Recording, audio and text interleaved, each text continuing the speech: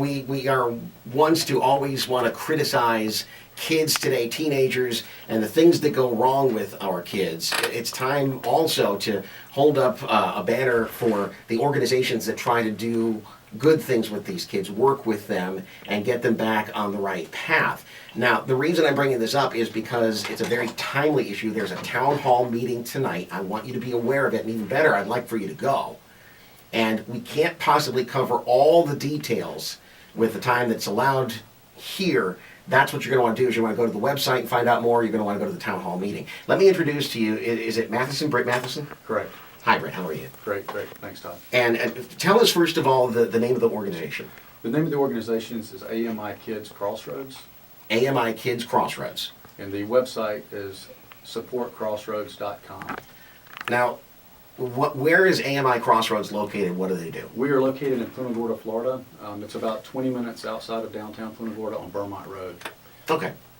And what's the facility for? The facility, we have a 35-bed residential facility. It's a moderate risk, and the kids that come to us, they're all boys. They're age 14 to 18 years old. Mm-hmm. They, on average, have been arrested 10.2 times before they come to us.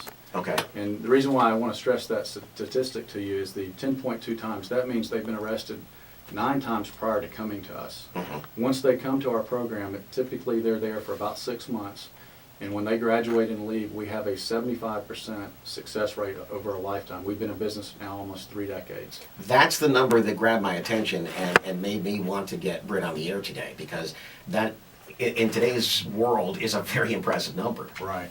And if we don't get to these kids at this point in their life, once they get in the adult system, it becomes a revolving door. Mm-hmm. And that's what this is about. The town hall meeting tonight is just about the kids' lives, being able to get them back on track. And this is a proven program that's been around for, like I said, almost 3 decades. Mm-hmm. We've got a great success rate, and it's making changes in their lives. So, what's the problem then? Well, the problem is we got a notice back in early May that the Department of Juvenile Justice had decided to close our program down, or I guess terms better would be they were not renewing our contract. Our contract expires on June 30th. Mm-hmm. The new budget starting July 1 with the state legislative proviso stated that they were to close down the state-run facilities first before closing any nonprofit or private-run facility. I was going to say, but you're a private facility. It seems like we're not nonprofit. getting the acts out of order here. Right, and we're one of the best programs in the state, and it's a situation where, if, you know, there's the good news is there's a lot of excess beds in our state right now. The juvenile crime rate has gone down in this category. That is good news. Which is a great thing. We're very proud of that and excited about that for our kids in the state of Florida. What we would like to see the Department of Juvenile Justice is to obviously follow the legislative proviso and start looking and making the cuts within the state beds that are more expensive, less effective. But in addition to that, what we would like for them to do is to base the decisions of what they close the programs down, base it on merit. Mm-hmm. Close down the programs that are more expensive, less effective first. And if we were one of those programs, if there's 10 programs in the state and we only need 5, and we were in the bottom 5, I wouldn't be sitting here. But we're in the top 5. I get you. And Yeah. that's the thing that we're wanting to get out to the community. That you know, if you're a taxpayer, it's a good thing. That's just what I was going to say. You want to close the most ineffective, most expensive programs down first. If you're a parent and you happen to have a kid that goes through our system, you want them to have the best chance of getting back on the right path. And if we've got a 75% success rate over a lifetime, we're one of the programs you do not want to get rid of. And we're making a huge difference in those lives and basically saving a kid's life from being in the system. I believe it, yeah.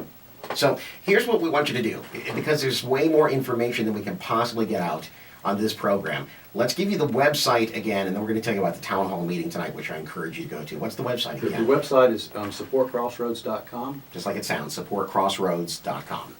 And the town hall meeting tonight? The town hall meeting will be tonight at 6 p.m. It's going to be at the Charlotte Harbor Event Center. That's downtown Punta Gorda. It's right on the harbor front. It's very easy to get to and see. Okay.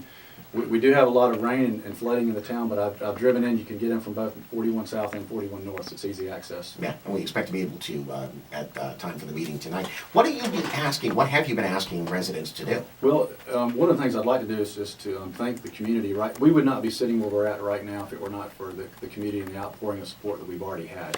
We've had over 1,300 people go on and sign the petition on the website. We've had tons and tons of letters and phone calls into the governor's office. Mhm. He is the only one that can step in and make a change at this point. Okay. And they've been flooded with information, and we need to keep that up so that they know that the community is not giving up on the idea of keeping Crossroads open. Yeah. So anything they can do, from writing letters to sending emails to making phone calls into the governor's office, would be very helpful. Mhm. And obviously, one of the biggest things they can do today is to come to the meeting tonight. Just their presence being Yeah. there alone.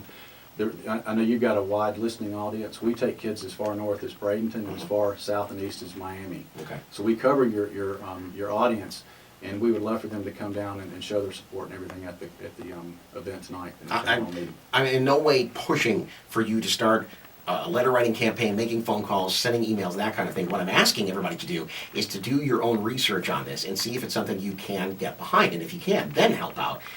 Go to the town hall meeting. That's probably the best way to find out all about this. Correct. Or go to the website. If you're just too busy tonight, you got plans, go to the website anyway, right? Absolutely, absolutely. Supportcrossroads.com. You'll get all the information that you need there. There's also phone numbers there if you want to ask direct questions. I was just going to say, is there a contact us kind of a section? Right, Okay, there is, good. there is, absolutely. Britt, thanks for coming in and sharing the important information with us. Really appreciate your time. Thank you, Todd. And I appreciate